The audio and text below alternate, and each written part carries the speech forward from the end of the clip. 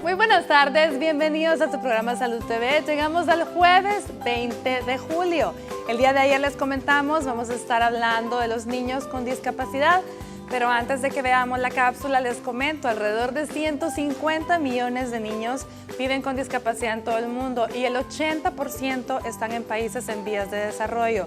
Esto va a hacer más difícil su adaptación al medio porque prácticamente viven en un mundo que no está preparado para ellos. Ese va a ser el tema de este día y para eso quiero presentarles a nuestras invitadas. La primera de ellas, nuestra amiga fisioterapista, ya muy conocida y como le tenemos mucho cariño, la licenciada Daisy Guardado. ¿Cómo estamos, Daisy? Buenas tardes, doctora. Buenas tardes, amigos televidentes. Gracias por la invitación nuevamente. Va a ser un gusto poder ayudarles en alguna de las interrogantes que ustedes tengan y un gusto poder compartir el panel con doctora y con la licenciada. Muchísimas gracias, Daisy, por aceptar la invitación. Gracias. También le damos la bienvenida a nuestra amiga pediatra neonatóloga, la doctora Irina Rubayo. ¿Cómo estamos, Irina? Muy bien, Elisa, un placer nuevamente poderlos acompañar y estar con ustedes, amigos televidentes. Y vamos a tratar de aclarar un poco de dudas y quitar esos mitos que tenemos, ¿verdad? Y toda esa presión respecto a nuestros niños con discapacidades. Bueno, y gracias por aceptar la invitación. Y le damos la bienvenida, teníamos ya ratitos de no tenerla con nosotros, nuevamente a nuestra psicóloga Jenny Chinchilla. ¿Cómo está, Jenny? Bienvenida. Muy bien, gracias. Gracias por este programa, por este espacio, donde nos dan la oportunidad de compartir esos conocimientos que con el tiempo nos vamos formando para compartirlos, ¿verdad? Así que, pues desde un punto de vista sociocultural, vamos a abordar ahora el tema de discapacidad, de niñas con discapacidad. Y muchísimas gracias por aceptar la invitación nuevamente. Bueno, pero comencemos hablando en qué consiste o cómo se define, cuál es el término discapacidad, los tipos de discapacidades, Irina.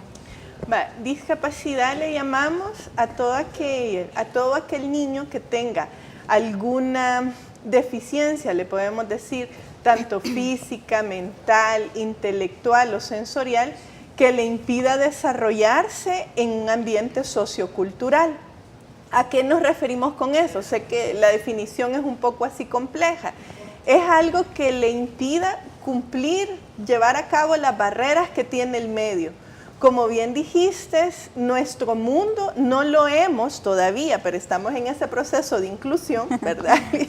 Licenciada, estamos en ese proceso de podérselo dar para adaptar a esas llamémosle mejor capacidades diferentes. A mí me encantó cuando llegaron ese concepto. Antes les decíamos más discapacidades y hoy tratamos de socializarlo, se ha socializado como una capacidad diferente. Porque discapacidad da un tono peyorativo el querer decir falta algo o no hace algo. En cambio, si hablamos de una capacidad diferente, es que sí lo pueden hacer, pero de otras formas. Los tipos que tenemos va parte de su definición. Unos pueden ser cuestiones físicas, que hay una ausencia de miembro, de algún órgano. Otra puede ser en el aspecto sensorial, tenemos las discapacidades por ceguera, auditivas, de lenguajes. También tenemos las intelectuales, que son esas deficiencias en el desarrollo, ciertas aptitudes o parte de ellos, unos son los retrasos mentales. Y también tenemos las que están englobadas, que ustedes ya han hablado muchas veces de ellas, como tenemos los de las conductas, que son los de las emociones, que tenemos todo el autismo, el síndrome de Asperger, tenemos también síndrome de Down. Entonces, son amplias, ¿ya? La clasificación tiene que ver también mucho con el origen que puedan tener estas discapacidades o estas capacidades diferentes, que pueden ser tanto genéticas, que ya se nazcan, no las podemos tener, pueden ser secundarias a una enfermedad, pueden ser secundarias a falta de una higiene o aún los accidentes. Es bueno mencionar que en los mismos accidentes podemos tener una consecuencia Y también en el aspecto nutricional, que a veces no los tomamos en cuenta, pero también una desnutrición nos puede llevar a una discapacidad en los niños. Especialmente a nivel intelectual, ¿será? Generalmente a nivel intelectual, y también que no solo la parte intelectual, sino que también les va a afectar en su parte física, porque una desnutrición los puede llevar a problemas de alopecia, pueden llevar a problemas hepáticos. Entonces es complejo, es realmente muy complejo, es un manejo integral realmente. Por lo tanto, lo que es importante recalcar es que todos en un momento dado podemos ser personas con capacidades diferentes, ya sea congénitas, adquiridas, o sea, desde el nacimiento, o adquiridas en el camino. Este día estamos hablando de discapacidades infantiles. Veamos la cápsula que producción nos tiene preparada para continuar con nuestro tema.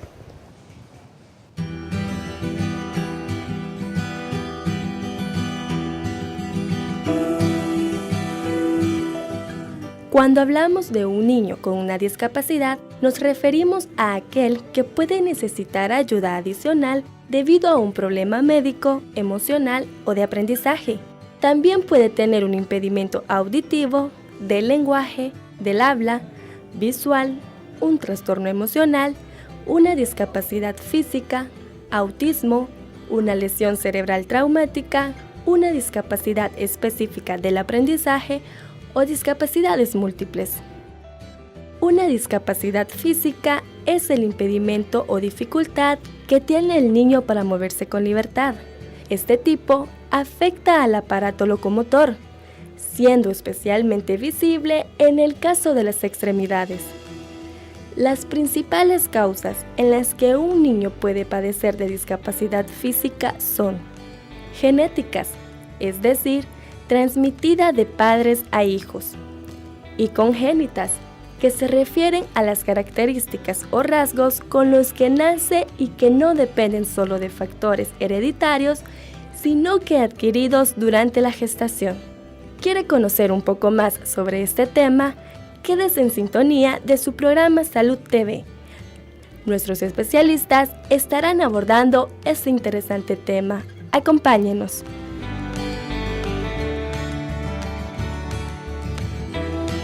Bueno, muchas gracias a producción por esta cápsula que define bastante bien, pero ¿qué tal si ampliamos un poquito el concepto de discapacidades o capacidades diferentes desde el punto de vista sociocultural? Quisiera que Jenny nos ayudara con eso. Gracias. Bueno, el tema o el concepto de discapacidad realmente ha tenido una serie de cambios, porque por mucho tiempo se vio que la discapacidad era consecuencia de lo que yo tenía. Por ejemplo, yo tengo una deficiencia física y lo que yo no podía hacer. Pero pasa el tiempo y vamos descubriendo que la discapacidad es mucho más allá de la deficiencia, sino, como ya lo ampliaron las compañeras acá, tiene que ver con los aspectos del medio en el que vivimos, ¿verdad? Un entorno realmente excluyente donde hay una serie de barreras de todo tipo, partiendo desde las barreras al entorno físico, urbanístico, de transporte y acceso a la comunicación. Entonces eso iba a ampliar más la situación de discapacidad. En el 2006 se termina la Convención sobre los Derechos de las Personas con Discapacidad de la ONU, donde por primera vez participan líderes con discapacidad de diferentes partes del mundo. Entonces se llega a la conclusión de cómo quería que nos llamaran, porque habían, por ejemplo, nombres como los minusválidos, los discapacitados, los niños especiales, los espaciales. Una vez a mí se me dijeron espaciales, yo, ¿de dónde? Si yo no tengo cohetes por ningún lado, dije yo, sí, ¿verdad? Entonces, tanto era, ¿verdad? Y muchos de esos conceptos eran un poco inocentes, porque a veces no sabemos cómo llamar las cosas por no herir susceptibilidades, o a veces también por excluir, ¿verdad? Pero entonces se llega a la conclusión que no queríamos ningún nombre así especial. Tenemos un nombre, un apellido, y ese es el que queremos. Pero se llegó a la conclusión que discapacidad, el literal E del preámbulo de la Convención de los Derechos de las Personas con Discapacidad, dice que discapacidad es un concepto que evoluciona y que surge cuando alguien que tiene una deficiencia, ya sea física, intelectual, psicosocial, sensorial, interactúa con las barreras del entorno. A eso se le va a conocer como discapacidad, y esas barreras incluso pueden ser no solamente al entorno físico de transporte, sino que barreras de actitud. Entonces ahí viene que ya como capacidades diferentes o diversidad funcional, como se está ocupando en España, no tanto porque realmente si nos ponemos a analizar, todos funcionamos de forma diferente. Exacto. No es atribuible a una discapacidad.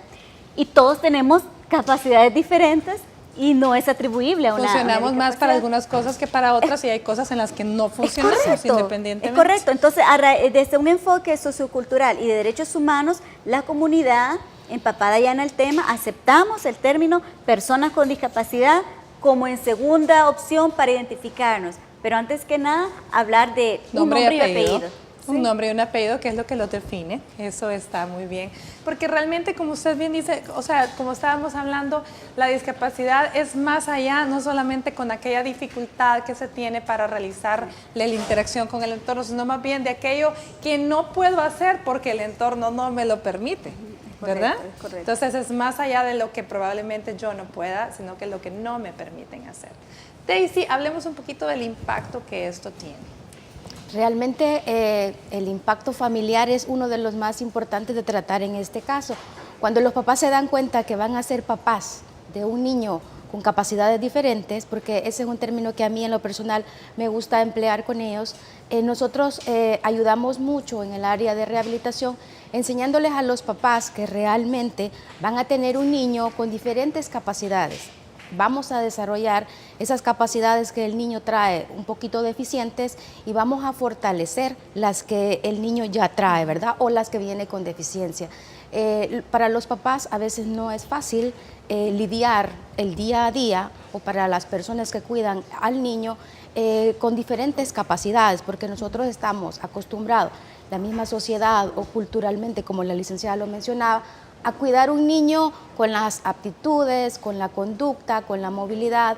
Cada niño tiene una etapa normal de desarrollo psicomotriz e intelectual. Entonces, empezar a cuidar a un niño con estas capacidades también requiere que nosotros, como padres o como cuidadores, tengamos capacidades especiales para cuidar a estos niños.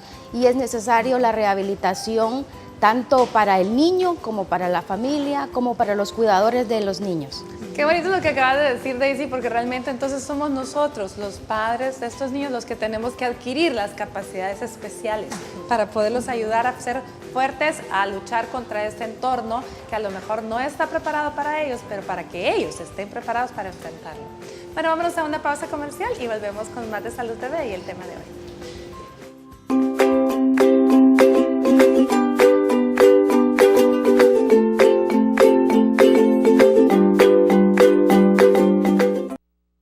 Estás viendo Salud TV.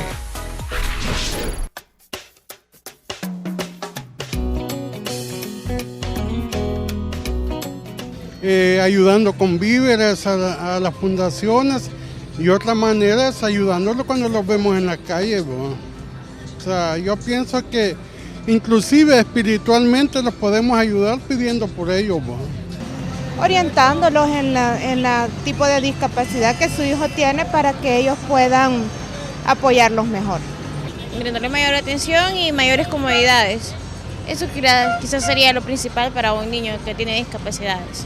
Pues creo que dándoles apoyo, porque tener una discapacidad no te limita, el límite te lo pones tú mismo, y dándoles eso, ¿verdad?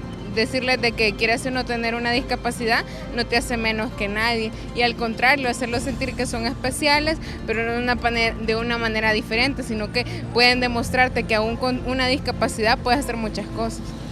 A lo mejor con mayor atención de los familiares, pues.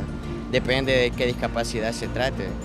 Claro que también depende de los padres cuidar a los hijos con discapacidad. Yo considero que lo mejor que podrían hacer es prestarle mayor atención y brindarle el amor posible, ¿verdad? Ya que ellos necesitan de nuestra ayuda y también son seres humanos. Donde un especialista que es un médico para que les ayude psicológicamente y poder ayudarle, por ende poder ayudarle a su hijo, ¿verdad? Darle más amor.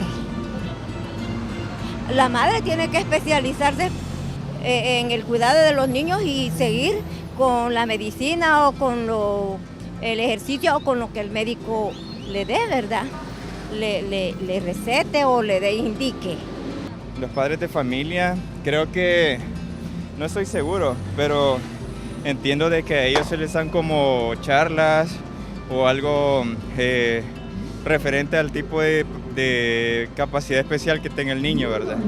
Si es un niño Down, se le da una capacidad especial o un tratamiento especial o la forma de educarlo, o personas con discapacidad, por ejemplo, que con una prótesis, cómo cuidarlo, cómo hacer para que el niño pueda desarrollarse con la sociedad o con los demás niños. Pero entonces creo que esas serían las maneras, solo informarse.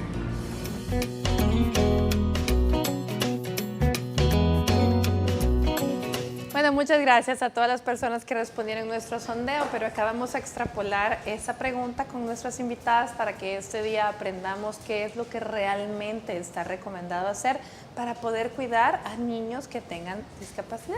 Vamos a ver primero, Irina. Tiene que ver mucho también con el momento de aparición de la discapacidad, porque es diferente que estemos hablando del niño que nace con una discapacidad a hablar de un niño que la ha adquirido por secuela, ya sea de una enfermedad, de un accidente, lo que haya sido.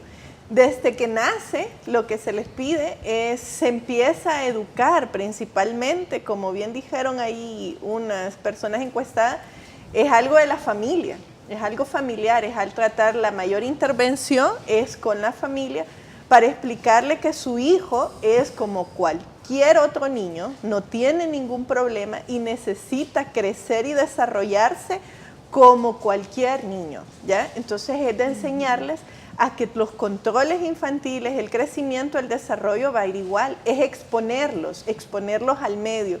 Un ejemplo sería, como los niños que tienen la dificultad de la visión, a ellos se les tiene que enseñar a los padres a que siempre tengan el contacto en la casa y estimularles más la parte táctil, la parte de percepción táctil, conocer todas las cosas a través del tacto. Los niños les encanta llevar las cosas a la boca, entonces por favor permítanselo, solo garanticen el ir conociendo.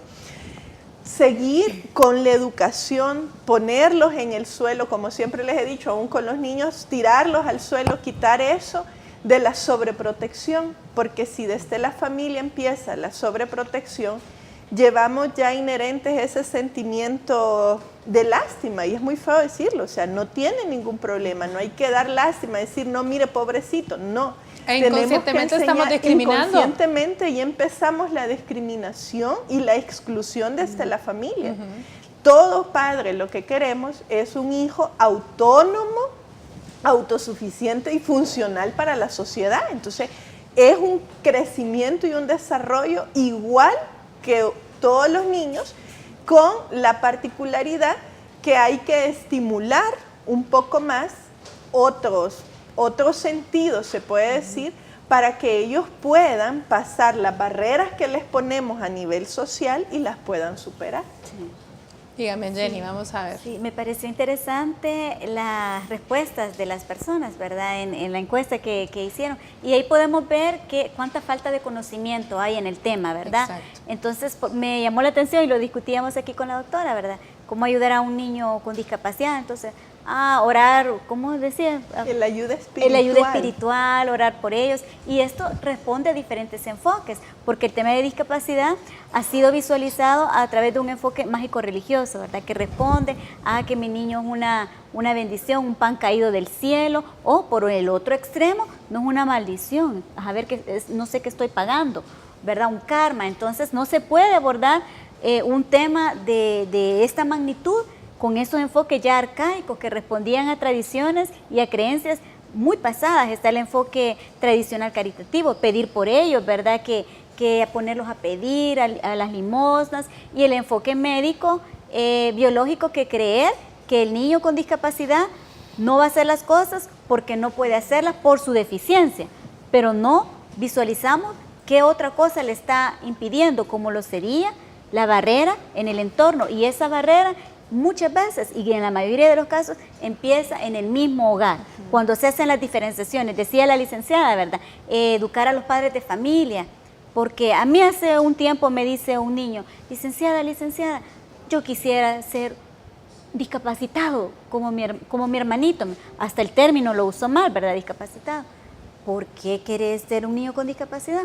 Es que mi mamá solo de niño especial lo trata mi hermano. Mira, cuida a tu hermanito porque es especial, querelo porque es especial. Entonces yo también quiero tener una discapacidad para ser especial. Entonces el mismo padre de familia va enraizando esos tabúes y esos patrones de conducta en el hogar. Licenciada, pero todo entonces se puede traducir, aparte del apoyo en casa, y cambiar ese chip, ese concepto que tenemos con el cual, y sin quererlo, obviamente, los padres van viendo con lástima a sus hijos y van haciendo la discriminación inconscientemente, como dice Jenny, comenzando desde el hogar a poner barreras, a poner límites. Lo más importante sería ampliar nuestro conocimiento, ampliar nuestra mente y especialmente hacer algo positivo por ellos, que sería la estimulación temprana, ¿sí? Exacto. Es fundamental que el padre de familia que tenga un niño con capacidades diferentes de cualquier índole, como lo han mencionado anteriormente, porque una discapacidad o capacidad diferente inclusive puede darse en niños con problemas de aprendizaje. Y eso a veces nosotros no lo valoramos ni lo vemos. Por eso es necesario que los papás que posean un niño con capacidades diferentes sepan que hay ayuda. Por ejemplo, como los que tengan capacidades motrices, por ejemplo, la estimulación temprana es fundamental para el desarrollo psicomotriz del niño. Nosotros empezamos a evaluarlos, a ver qué etapas de su desarrollo adecuados a su edad, y nosotros los vamos fortaleciendo con el único objetivo que este niño vaya teniendo las etapas de desarrollo iguales que los niños normales. ¿Con qué objetivo? Que logre su independencia, que el niño al llegar, digamos, al año de nacido, vuelva a camine como lo hace un niño normal, que cuando llegue a la etapa escolar, este niño pueda integrarse a una escuela con los niños normales, y eso es bien importante. Pero ahí la quiero interrumpir.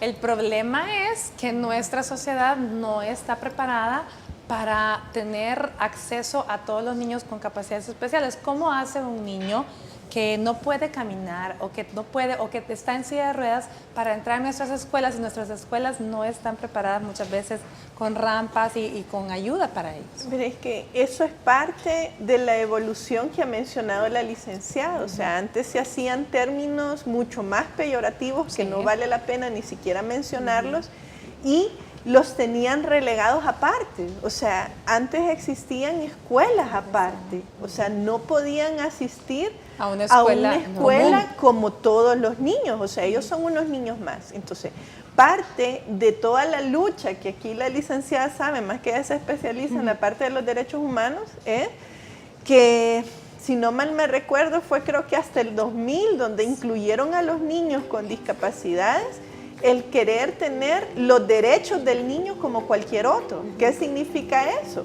Asistir a los colegios, disfrutar y poderse comunicar como todo niño. Entonces somos la sociedad los que tenemos que incluir los medios para que ellos participen. Exacto, para que cada día vayan siendo menos esas limitantes, menos esas barreras, y que se sientan definitivamente mucho menos discapacitados, ¿cierto?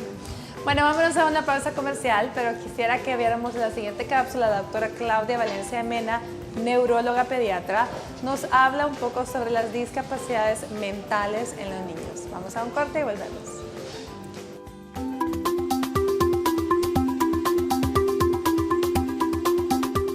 Hola amigos de Salud TV, soy la doctora Claudia Isabel Valencia, neuróloga pediatra, y esta tarde voy a conversar con ustedes sobre discapacidad mental. Hablamos de discapacidad mental en todos aquellos niños, aquellos pacientes que consultan porque no han adquirido los hitos del desarrollo de acuerdo a su edad. Hablamos también de discapacidades mentales cuando estamos nosotros observando que hay una limitación en la adquisición de habilidades necesarias para adaptarse al medio, como por ejemplo, ¿cuáles? Hay un retraso en las habilidades motoras, en la adquisición de estas habilidades, hay un retraso también para el desarrollo del lenguaje, hay un retraso en aquellos pacientes, nosotros observamos, ¿verdad?, que no tienen esa interacción psicosocial que es lo que se exige o lo que debe de haber adquirido a su edad. Entonces nosotros nos planteamos qué es lo más frecuente que nosotros debemos de determinar. Si existe en realidad un retraso mental, que es lo más frecuente, si hay un paciente que puede estar dentro del espectro autista. En las edades preescolares y escolares también debemos plantearnos si el niño tiene un trastorno de atención o trastornos específicos del aprendizaje. Entonces, todo esto representa en algún momento de la vida de estos niños problemas de disfunciones, no tanto de la inteligencia intelectual, sino que también debemos de observar su comportamiento.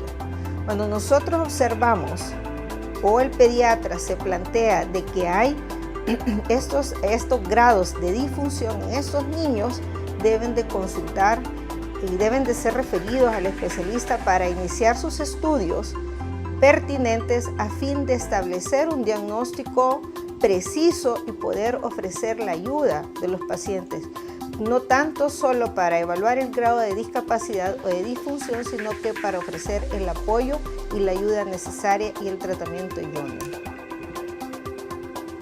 Por lo tanto, recomiendo que al observar el pediatra los parámetros clínicos previamente mencionados, se consulte al especialista idóneo a fin de establecer un diagnóstico precoz, poder establecer la rehabilitación oportuna a más temprana edad se haga. Eso va a mejorar el pronóstico a largo plazo de todos estos niños y por lo tanto su inserción a la sociedad, al ambiente escolar, al ambiente familiar. Soy la doctora Claudia Isabel Valencia para Salud. Hasta la próxima.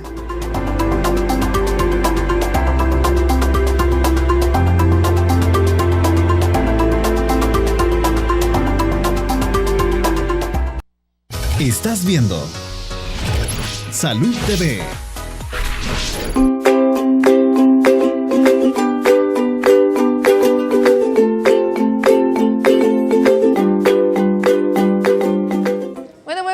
A usted que está almorzando, gracias por permitirnos acompañarle. Estamos en nuestro programa en la sección de primeros auxilios. Me encuentro acompañada del doctor Rodolfo Castro, nuestro amigo especialista en medicina ocupacional, y con sus colaboradores, el señor Reyes y el ingeniero Cristales, que siempre nos ayudan a que cada día aprendamos mejores tips. Este día vamos a estar hablando de algo que usted a lo mejor puede pensar que tan frecuente es, pero señores, existen. Alacranes y serpientes pueden realizar picaduras, mordeduras y ocasionarnos daño. ¿Qué hacer en esos casos? Pero primero saludamos. ¿Qué tal? Bienvenido, doctor Castro. Muy amable, doctora. Gracias. Una vez más, contento de estar compartiendo aquí con ustedes, ¿verdad? En este tema que son muy importantes. La gente piensa que normalmente esto no puede suceder, que alacranes no hay en tu casa, pero de repente pues aparecen de la nada. Entonces la pregunta es, ¿qué hacer si en un dado caso estos alacranes nos pican? Ese es el tema que vamos a estar hablando este día. Muy bien. Y otra cosa que uno siempre puede tener temor, ok, apareció el alacrán, porque por lo general aparecen cuando uno anda por la playa, en las casas ahí, que anda visitando a alguien, uno puede de pronto encontrar un alacrán. El temor es, ¿será venenoso? ¿No es venenoso? Sin saber si me picó, no me picó, ¿qué es lo que vamos a hacer? A ver. Ok, bueno, quizás algo para hacer un preámbulo, bueno, traigo unas imágenes ahí para poder diferenciarlos. Ah, muy bien. Vamos a ver, por ejemplo, qué características deben de tener los alacranes para poder identificarlos como venenosos o no. Pues existen aproximadamente 1.500 especies de alacranes, ¿verdad? De las cuales pues los entomólogos han identificado aproximadamente 25, ¿verdad? De estas especies que realmente son venenosas. Algo que vamos a identificar acá es que son las características físicas que tiene el alacrán. Por ejemplo, entre las características, como van a ver en la imagen, vemos las siguientes. En la parte superior aparece un alacrán donde, lo voy a decir así un poco coloquial, donde sus tenazas son más cortas y el aguijón obviamente es un poco más corto también. Estos por lo general son alacranes que encontramos en algún momento determinado en casas, en pueblos, pero que no representan mayor problema. Obviamente la picada pues siempre molesta, siempre da lesión, ¿verdad? Pero no te mata. Sin embargo, el alacrán de abajo, si tú ves las diferencias, te vas a dar cuenta que las tenazas son un poco más grandes, son más delgadas, y de hecho el aguijón es un poco más curvo. Y el color es diferente, ¿no? El color es Tiene hasta diferente un también. diseño arriba, creo. Exactamente. Ahora, ¿cómo evitar que estos animales estén en la casa? Bueno, quiero comentarte de que ellos se alimentan de cucarachas, de arañas, y obviamente si tenés cucarachas y arañas en tu casa, por ende van a llegar los alacranes. Ahora, quizás lo más importante de este caso es qué hacer si en un momento determinado ya el alacrán pues nos ha picado. Bueno, número uno, si podemos nosotros, deberíamos de poder agarrar el alacrán, ¿verdad? Matarlo, obviamente, no deshacerlo, matarlo, meterlo en un frasco, ¿verdad? Y en base a ese frasco, pues poderlo llevar al médico para que, si es niño, pues que el pediatra lo pueda ver, y si es pues adulto, pues que el médico de adultos lo vea, y posteriormente iniciar lo que son los primeros auxilios. Ahora, ¿qué sintomatología vamos a encontrar? Bueno, vamos a ver una imagen ahí donde aparece, por ejemplo, una picada de alacrán, donde vamos a observar de que hay un entumecimiento, es decir, está una parte dura, traducido hacia el español, está rojo, ¿verdad? Y en el centro, pues obviamente hay una lesión. Y eso de estar caliente también, Y todos obviamente, los signos de inflamación. y sobre todo, es altamente doloroso, ¿verdad? Ahora, si estamos hablando de un alacrán normal, que no es venenoso, pues nos va a dar esto. Pero si es venenoso, lo que nos va a estar ocasionando posteriormente son náuseas, vómitos, dolor de cabeza, entre otras, ¿verdad? Y va a paralizar obviamente parte del cuerpo dependiendo el veneno neurotóxico que esté utilizando. Pero ¿qué hacemos nosotros en este caso? En los primeros auxilios, ahora Roberto Reyes, con la ayuda de Alejandro Cristales, nos van a enseñar qué hacer. Bueno, en primer lugar, vamos a aplicar lo que es, vamos a identificar la lesión. Vamos a identificar la lesión. Ahí no sé si logran hacer la toma donde se ve un puntito que hemos tratado de simular como picada en la pierna de Alejandro. Y lo que hacemos es, en primer lugar, pues cubrirlo, ¿verdad? Con un apósito. Y lo que vamos a colocar es hielo. Fíjense bien, le vamos a colocar hielo. Lo que hemos hecho en este caso es meter el hielo en una bolsa, en un guante, porque no podemos poner el hielo directamente sobre la lesión. Porque podemos quemar la piel. Exactamente, vamos a quemar la piel. Ahora, ¿por qué estamos aplicando nosotros esto sobre un apósito? Bueno, en primer lugar, para que se detenga un poco la inflamación, y por otro lado lo estamos haciendo también para que disminuya el flujo sanguíneo, que obviamente es el que se lleva el tóxico. Me hacían una pregunta hace poco, ¿y podemos aplicar un torniquete?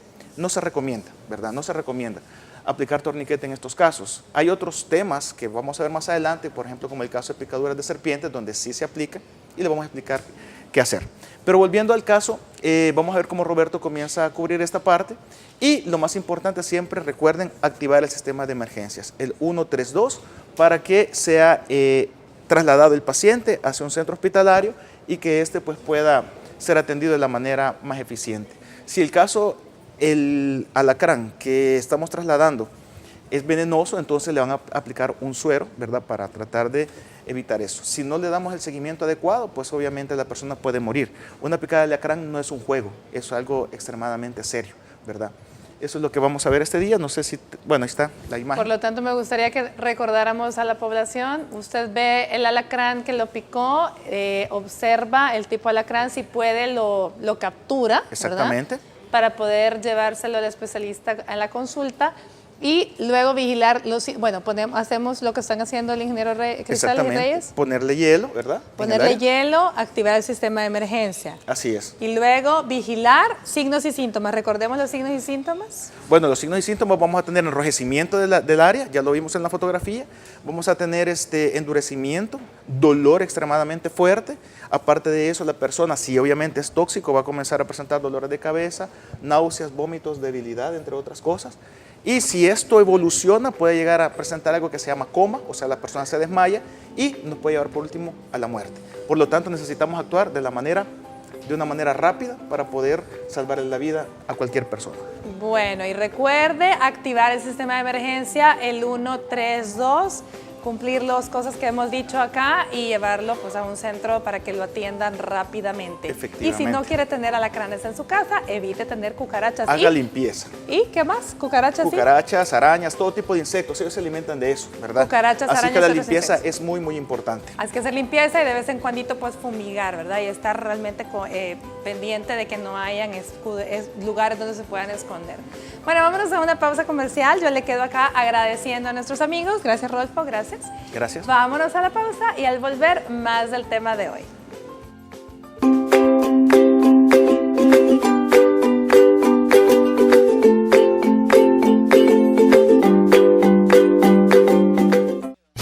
Estás viendo Salud TV.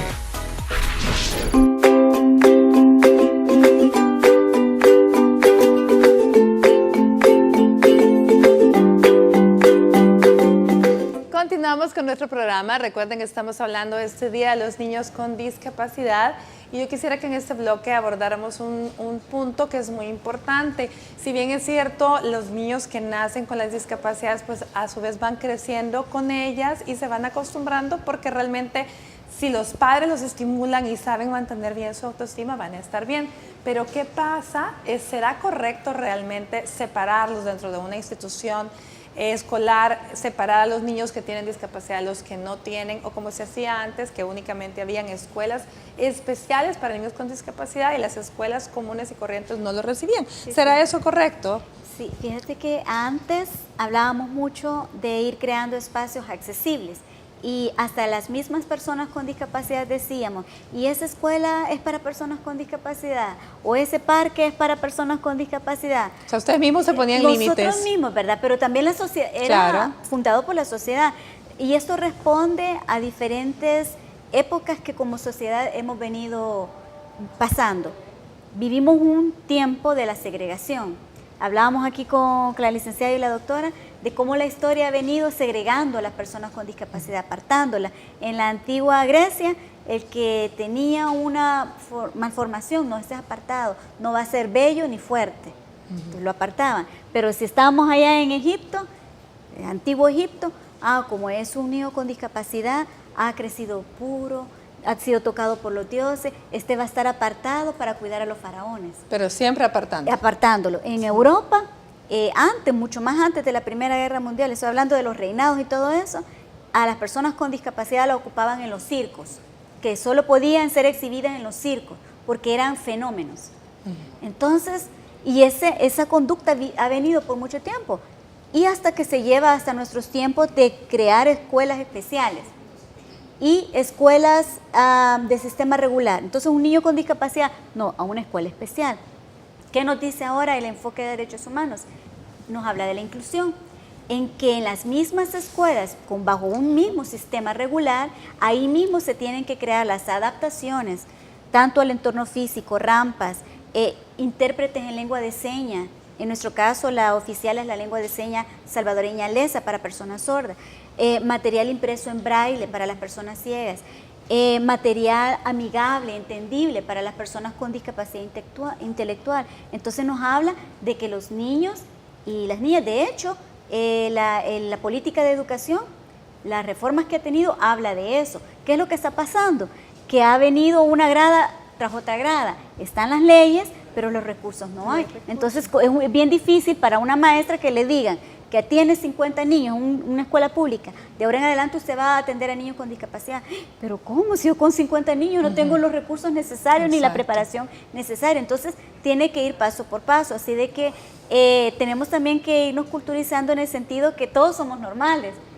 De hecho, no hay un ser humano que no somos normales. No somos normales. Lo hablábamos con la licenciada socializando, ¿verdad?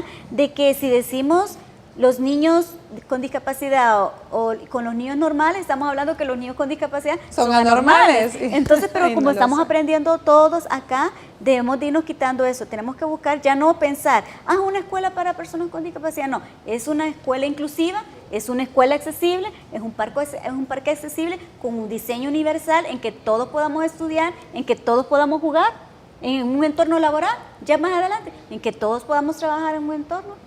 Ese es el diseño inclusivo. Ese es el diseño inclusivo. Bueno, fíjense que quisiera mostrarles el siguiente testimonio que vamos a ver. Es de un joven de último año de bachillerato quien tiene una discapacidad motriz. Escuchemos lo que tiene que contarnos.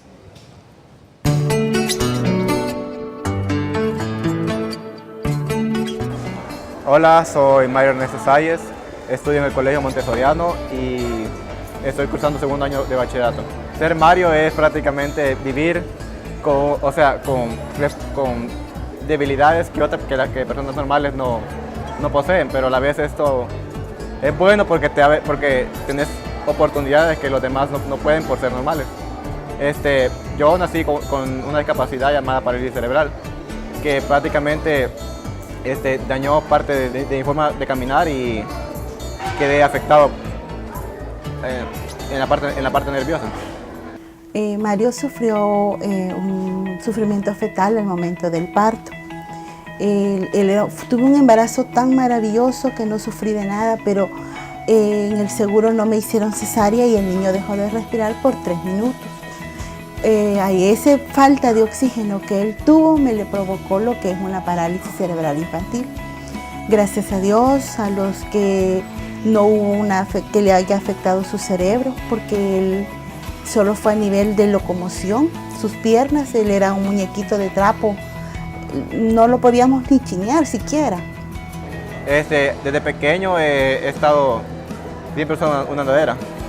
Esto me quiere decir de que yo puedo caminar, pero no puedo caminar muchas largas distancias. Entonces mis padres, al saber eso, sabían que no podía estar en un colegio muy grande, ya que me iba a cansar, no iba a aguantar las grandes distancias. Y encontraron este colegio. Aquí he prácticamente estado toda mi vida, me he adaptado al colegio. Bueno, buenos días, mi nombre es Socorro de Guillén, ¿verdad? Soy la directora del Colegio Montessoriano y hemos tenido el agrado de tener a Mario desde su preparatoria hasta este año, pues que va a ser su último año en bachillerato. Cuando Mario vino y nosotros tomamos a los niños de prepa, tienen que ser sometidos a una evaluación, ¿verdad? Ante todo de madurez. Y vimos que Mario no tiene ningún problema de madurez ni en su intelecto, ¿verdad? O sea, su deficiencia era más que todo, su problema era físico. Sus compañeros han sido muy solidarios con él, lo quieren mucho, lo conocen, ¿verdad? Siempre están prestos a ayudar, aunque él ha sido un niño muy independiente. O sea, creo que la familia ha trabajado mucho y en ese sentido, en volverlo como muy independiente. Entonces él no le gustaba que lo ayudáramos, o sea, él caminaba, cuando estaba más pequeño corría, lo teníamos que parar porque pues por el miedo a los accidentes, ¿verdad? Desde aquí prácticamente me he caído de cualquier manera, pero la caída que realmente siento que me afectó más fue hace como 2 años, en el 2015, que estábamos en el 2.º piso. Estábamos con unos amigos hablando y de nada tenía ganas de caminar o sea, la manera en la que me caí fue ridícula, pero caí y aparte me corté el dedo. La andadera me cayó encima y me lo cortó. Y siento que eso fue algo traumático porque no me esperaba eso. Esperaba que una caída más, me puedo levantar. Pero si no me dice un compañero de que me había pasado eso, capaz que me levanta. Hoy ando otra vez, me recuerdo en esta época que hoy ando buscando como por primera vez aquel kinder que yo cuando lo tenía que meter y no hallaba dónde, hoy yo ando buscando una universidad porque no encuentro donde una que no se me cierre, pues y incluso me le pongan barreras para que él pueda movilizarse. Mario es un niño normal, o sea, él cumple con sus tareas, no se le han hecho adaptaciones porque su nivel intelectual no lo requiere. ¿Verdad? Si él hubiera requerido, igual que otros niños que tenemos, sí hubiéramos tenido que hacer algunas adaptaciones curriculares, pero la verdad es que él no las ha necesitado, es un niño normal intelectualmente. Él para mí es un gran ejemplo de lucha, porque si él no se cae, yo no me voy a caer, porque él me da el aliento que a veces yo no siento, ¿verdad? Y para nosotros como papás es el gran orgullo, porque vemos que poco a poco, con limitantes y con todos, ahí vamos. Y hoy hemos empezado a encontrar gente que nos ha echado la mano, porque hay veces es triste que uno puede tener la familia, pero cuando uno la necesita no está la familia. Y aquellos pocos amigos a uno le van abriendo las puertas. Yo he encontrado amistades también con los médicos. Hoy con el doctor que lo está viendo últimamente nos orienta qué carrera Mario pueda estudiar. Lo mejor que les puedo decir a ellos es que no se rindan. Cuando uno se rinde es prácticamente cuando ya la regó, ya no quiere seguir. Pero mientras no se rindan, ellos pueden ser lo que ellos quieran ser. Mientras ellos crean que lo pueden hacer, lo van a hacer. Y ánimos, todo se puede en la vida.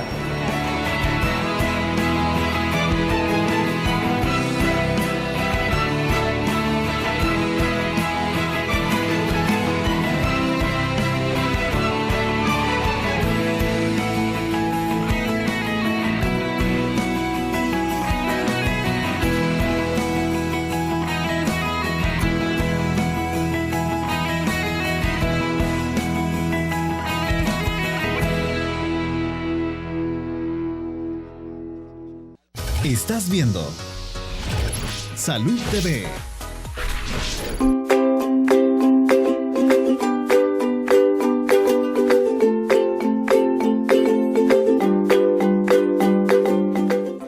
Bueno, qué bonito realmente el testimonio, qué orgullo escuchar a Mario cómo ha ido lidiando con esta discapacidad, pero mire qué bonito, ya se va a graduar y esa madre pues lo que tiene que buscar es una universidad que se adapte a la dificultad para moverse de su hijo, porque luego no va a tener otra limitante. Pero lo que hablábamos, ¿cierto, Jenny? El problema de las rampas, el problema de los ascensores, ese quizás va a ser el máximo problema que a lo mejor él pueda encontrar, pero de ahí pues no hay limitantes para que él pueda hacer lo que él quiera en su vida. Independiente, todas las personas, independientemente de nuestra condición, tenemos el derecho a ser independientes, autónomos, tomar nuestras propias decisiones. A veces el entorno no los permite, entonces como sociedad responsable en cada una de nuestras áreas tenemos que generar esos espacios, esas oportunidades para que las personas bajo un enfoque de derechos humanos seamos lo más libres posible en nuestro mismo país, en nuestra misma comunidad. Sí. Eso se bueno, y las adaptaciones siempre comienzan desde la casa, desde lo más cercano, ¿verdad? La casa, la comunidad, para que poco a poco vayamos haciendo realmente una sociedad más amigable para todas las personas. Sí. Enseñarle a nuestros hijos desde chiquitos la parte de la inclusión, porque nosotros, como decía la licenciada, y me encantó cuando me dijo eso, es más difícil desaprender que aprender. Nosotros ya somos adultos, hemos aprendido en una sociedad de exclusión, pero está en nuestras manos que nuestros hijos crezcan en una sociedad inclusiva. Y los niños no entienden diferencias, las diferencias se las enseñamos los adultos. Entonces, desde chiquititos en una sociedad inclusiva, cada vez habrán menos barreras a medida que pasan los años. Correcto. Licenciada Daisy, su mensaje final para la población. Decirles que realmente las limitantes solo están en nuestra mente. Los que más nos limitamos a veces son nosotros mismos, como yo le decía a la licenciada, a veces es nuestra propia familia o la sociedad. Así que saber aprender a fortalecer nuestras debilidades y salir adelante y lograr todos nuestros sueños. Muy bien. Irina, ¿algo más que quieras decir o le damos la palabra a Jenny? Me encantaría darle la palabra a Jenny, yo sé que ella es la experta ahorita y sé todo, ella vive, lo ha vivido y por lo mismo se ha especializado enormemente en este tema, me encantaría. No, gracias, yo agradecerles a ustedes, a la licenciada, a usted doctora, a este espacio, que creo que todos estamos haciendo un esfuerzo, todas en las diferentes áreas en que estamos, para ir cambiando esos paradigmas arcaicos que no nos han llevado, no nos han dejado avanzar como sociedad, ¿verdad? Entonces está en nuestras manos y también está en las manos de las mismas personas con discapacidad, de no adoptar esos papeles. Bueno, como tengo una discapacidad, me quedo pidiendo, bueno, me quedo causando lástima. No, creo que las personas con discapacidad, existe una palabra que se llama autoconcepto, el amor propio, amarnos, aceptarnos a nuestros cuerpos, este es mi cuerpo, así nací o así me quedé, es mío. Y con él yo voy a luchar y voy a vivir la vida y voy a tratar de ser feliz. Bueno, muchísimas gracias entonces. Nos vemos el día de mañana con los alimentos sólidos para los bebés. Por hoy, lindo jueves, que Dios los bendiga.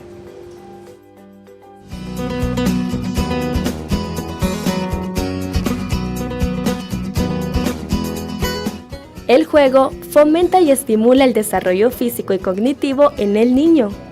Los padres pueden adaptar juguetes para que su hijo disfrute y saque un mayor provecho de los mismos.